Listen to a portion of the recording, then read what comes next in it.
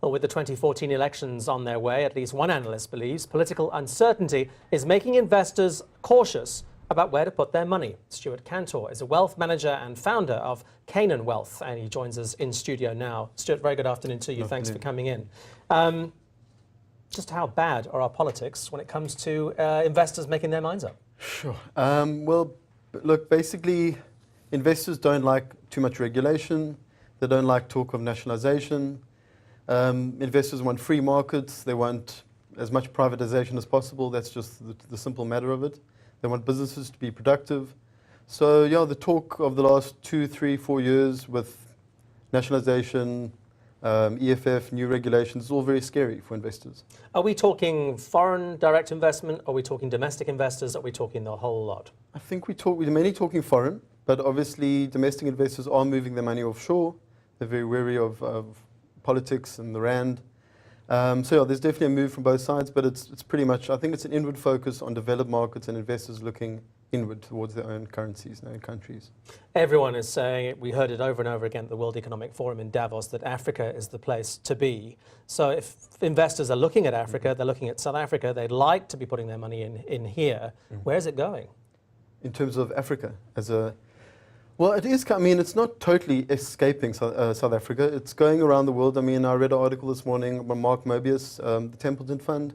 There are people looking at emerging markets. It's not a one-way ticket.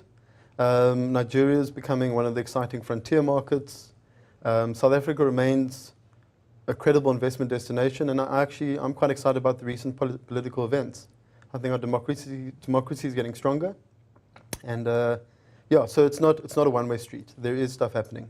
The rand, we've seen that tank over the past few weeks. Analysts on the currency front seem to be saying that we need to wait until the election's out the way before we get any stability there. Is that the same when it comes to this investment? Yeah, but I also like to remind investors that it's a two-way street. We've got America, we've got other countries having their own problems on the other side of the fence. So I personally am a bit of I don't want to encourage too much pessimism on rand weakness. America's got its own troubles. They've got a $17 trillion debt burden. So moral of the story is, yes, I mean, I don't think the politics personally is too much at the recent politics is too scary for investors. I think it's a tapering thing in the US that's caused the Turkish lira, the Argentinian, the Indian, every emerging market's reacting in a different way. Would you go as far as to say that investors, both foreign and domestic, who decide not to put their money in South Africa in the long term could be shooting themselves in the foot? I definitely think so. I am an Afro-optimist, and I think the opportunities for Africa are enormous. It's just about our politicians getting a wake-up, and I think ultimately markets and people will rise to the occasion and fix government.